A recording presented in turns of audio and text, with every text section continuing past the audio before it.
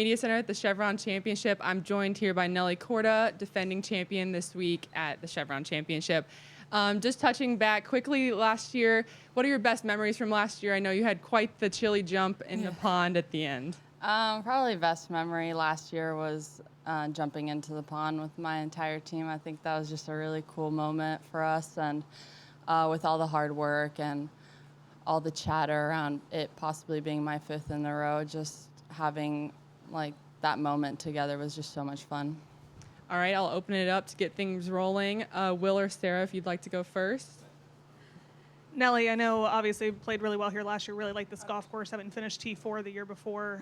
For you, I know it's playing a little softer out there this year. How do you make those adjustments versus last year? I have not seen the golf course yet, so I can't talk to how the golf course is playing. I got in yesterday afternoon from LA, but I know that they have received a bit of rain throughout the past week, so yeah, we'll see how the golf course is playing, if it's playing longer. Maybe, the last year the greens were a little newer, so they weren't as receptive, so we'll see how it's playing this year, but I can't talk to how the golf course is playing just yet. But you can talk to the Champions Dinner last night. Just how enjoyable was that whole experience, picking the menu, having your Czech flavor within the menu, working with Thomas Keller? It was so much fun. Chef Keller was so great to work with, and then having all of us together in the room, the past champions, and sat at a table with Julie Inkster, and she's always so much fun to be around, and just all of us getting together was just so great. And then obviously getting to work with Thomas Keller was a dream come true, a once-in-a-lifetime opportunity. All right, Will? When you come to a course like this where you've already had success, when you go out there this afternoon or tomorrow, are there things that you and your caddy can kind of breeze over, or do you still go about it the same way?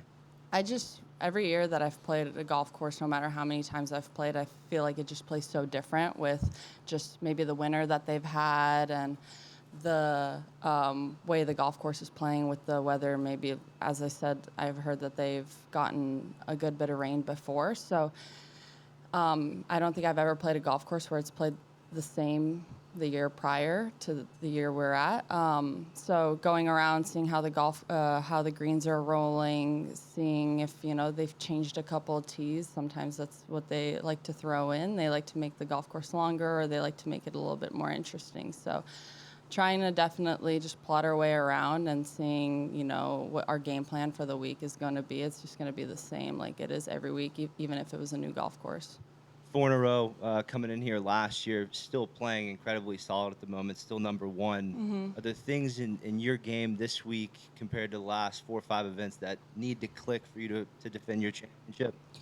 Yeah, I think I saw some improvements in my game last week with my irons. Definitely felt a little bit more comfortable with that, and then just need my putter to kind of click a little bit more to make those putts. I think that's kind of where it's been lacking, is the putts that I was making last year. I'm just not making as many this year, but I think that's just golf. I've gone through waves like this before, and if I just continue working at it, hopefully it does click. All right, gentleman in the front. Or who has the mic in the front? Yep, if you'd like to go ahead. Hi. Hi, Nelly. Lauren from KPVU TV. So first starting out, you're ranked world number 1 once more going into the first major of the year for LPGA. Of course, holding your title from last year here at Carlton Woods. How do you intend to keep the same momentum you had from last year and carry it over into this year? I would say last year's just last year. This is a brand new year. I mean, what I achieved last year, no one can take that away from me. That's always gonna be such a great memory, but it's a fresh week and a fresh mindset, and I just have to kind of put that aside, what I did last year, and know that the golf course could be playing different. It's a different field, so going out there and preparing, the best that I possibly can, control what I can control, and give it my all is all that I can really do. And then, of course, going into the string line tournaments you've been going into from the start of the season up until now, and based on how you perform, this week here at Carlton Woods, how do you expect the rest of the season to go for you, not just for your golf game, but also for your mental, especially going into the CME Group Championship at the end of the season? Yeah, I'm hoping, my mindset every week is one shot at a time, and that's kind of what I've always had, and I'm not going to look too far ahead, and I'm definitely not going to reminisce about the past because, the past is the past. It's not going to really help me in the future or in the present, so I'm just going to stay very present. All right, in the back row. Hi, Nelly. I'm Tylen from KPVU TV. Congratulations on your win in 2024. Thank you. What would you say is the most fulfilling aspect of golf to you? I think it's definitely changed every year, but right now I would say there's two different sides to it. One is seeing all the little kids come out and say that we inspire them to pick up the game of golf, and knowing that the game of golf is heading in a great direction with seeing all these little kids picking up the game. And then two is my team. I love them so much. And then for us being together, no matter the ups and the downs, like we just all stick together, we grind through it. For my last question, with all the accolades that you have earned throughout the years, what do you feel the most pressure with being like that you're returning? You have so many titles. Like, what is pressure? Like, how do you feel pressured? I would say that, we've heard in the past, but pressure is privilege. So for me to be in this position, I just try to soak it all up and try to really enjoy every single moment of it, because that just means that all the hard work that I've put in has paid off. So I just try to enjoy the moment and try to stay in my own little bubble when it is time to start. All right, Amy. You mentioned the chatter last year around your win. Obviously, you handled that very well, and there's always chatter around whatever you're doing. Mm-hmm. We take you down these rabbit holes when you come in here. How do you get away from that chatter and kind of tune that out when you leave us? Honestly, we do such a great job as a team where we just like really stay in the moment. And, when we're out there, sometimes we barely talk about golf. We just talk about our own life, what we're going through, some funny stuff we've seen on social media, what other people have done. So we keep it really light. And that's what I love about the team so much, is that sometimes we just don't even talk about golf. And I think that's what kind of takes me away from it. And then my parents are going to come in today, so having them staying with me is always really nice. I'm going to make my dad do Legos with me this week. And then maybe do some games, because we both are really competitive. Something that we've always played together is sequence, so I think I'm going to pick that up. So stuff like that just gets my mind off of it. And what kind of Legos are you building this week? I don't know. Last week I got a McLaren gifted from a fan, which was really cute. And then I did, I think, Simba, yeah. You mentioned you hadn't seen the course yet, but you're expecting it to be much different. When you go out there, what are you looking for when you and your team are talking about golf? Like, what are you scoping out as you make your return? I would say how soft the golf course is, how receptive the greens are, how fast the greens are. But today is Pro-Am day, so I can't practice during the round today with our new regulations. So I'll probably go out and play 18 tomorrow. I'm not used to this. Usually I'll play like 9, 9, 9, but since I didn't get in till late yesterday, and then we had the Champions dinner, I didn't get to play 9 yesterday, so I'll probably play 18 tomorrow to really actually scope out the golf course. All right, Jill.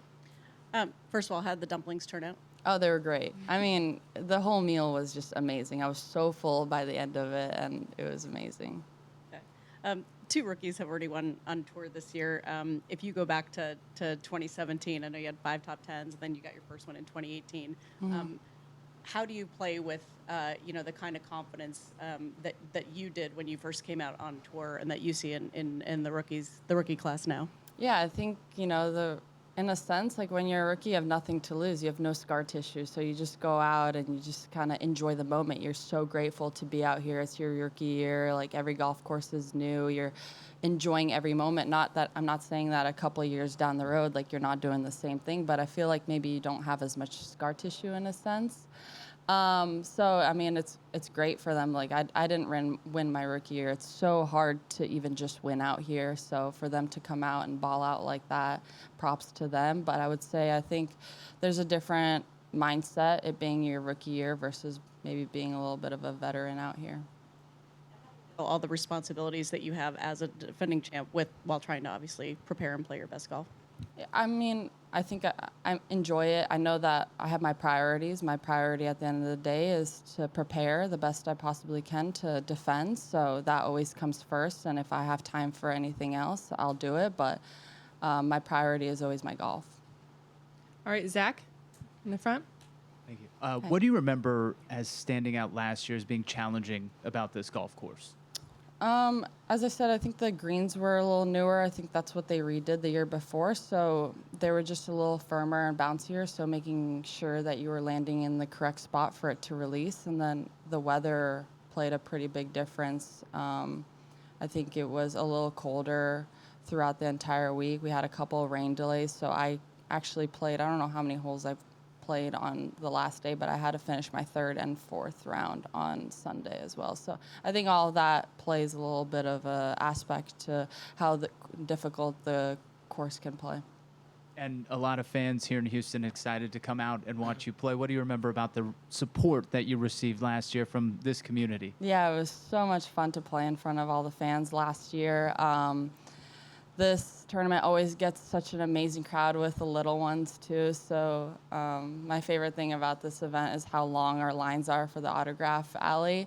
And that's what I kind of enjoy the most about kind of playing week in and week out. Like, no matter how bad of a day you've had, like last week I finished with a double on the last day, and everyone was like, you played so great, and me here like having a tear running down my face, dunked it into the water on 18. But it's just a different perspective, and I just love playing in front of them, and for them to just say that like I'm such a big inspiration to them is it brings a whole different perspective too. And then we'll go back here.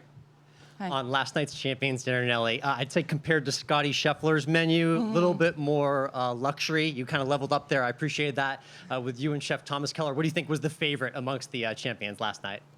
I mean, it was really funny. Everyone, after every single meal, it doesn't matter if it was the caviar, the cream of mushroom soup, I just kept getting like this, like great job. And I was like, yeah, I was in the back making this all day for you guys. Chef Keller was amazing, super easy to work with, too. I definitely wanted to bring in my heritage with the dessert. I'm so proud to be an American, but I'm also super, super proud of my roots. So I wanted to bring that back in, too. All right, Steve. Can you share any stories from the dinner last night? It's kind of an intimate little gathering. Yeah, no, I mean, I sat at a table with Inkster and Lexi. Pernilla was right next to me, too, and Lilia. So I think just amongst the table, we were sharing stories, but not, no one really came up to the front and shared some stories. It's such a great group because you get all the past champions, the first winner of this tournament coming in, and then you have Amy Alcott, who started the tradition of jumping into the pond. So you get everyone in a group, which you never get, and it's just such a fun setting. And how happy you are that Chevron is so welcoming of the past champions and bringing, kind of that community together. Yeah, Mike and Julie have done such an amazing job. Obviously, I know a lot of people were sad with leaving Palm Springs, Mission Hills area, having all the traditions there, and they've really, really stepped it up and made sure that, this event has traditions, and for them to be this dedicated to it, I mean, props to them, and I can't wait to see where this tournament goes under their leadership. All right, over here. Over here first, yeah. What was your expectation in jumping into the water last year? Like, was it cold? And would you do it again? Yeah, I would 100% do it again, but I was last one in, first one out. Once my feet hit the ground, I was like, oh my God, this is so slimy. I'm getting right out. So definitely not as clear as it was back in Palm Springs, but traditions have to live on. All right, and then Will for the last one. Nelly, you're going to be playing with the ANWA winner, Carla Escudero, in one of the Pro-Ams. I'm just wondering, in your opinion, how pivotal is it? You got some opportunities in majors as an amateur. How pivotal is it for, the majors to continue to give those opportunities? Yeah, Getting that experience under your belt, walking onto the range and seeing all the best players in the world, like as a 14-year-old when I qualified for my first U.S. Open, that was kind of the first thing that I noticed was obviously you're very intimidated, and I feel like the more I played out here, the more comfortable I got. So I think for them to get that experience under their belt and, you know, show off their great game and be a little bit more comfortable for them is a great experience. All right, there's actually one more on the Zoom, and then that's it. Hi, Nelly.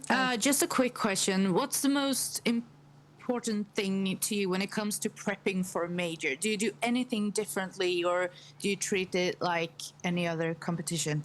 I like to have the same mindset for every single event. I don't like to do anything a little bit extra for majors because I feel like that puts a little bit more pressure on yourself while you've already putting a little bit more pressure in other aspects. So I just try to prep for every event the same exact way, so I'm in a routine and I'm in my little comfort zone. All right. Thank you. Thanks so much, Nelly. Thank you. Appreciate it. Thanks. Thank you guys. Great week.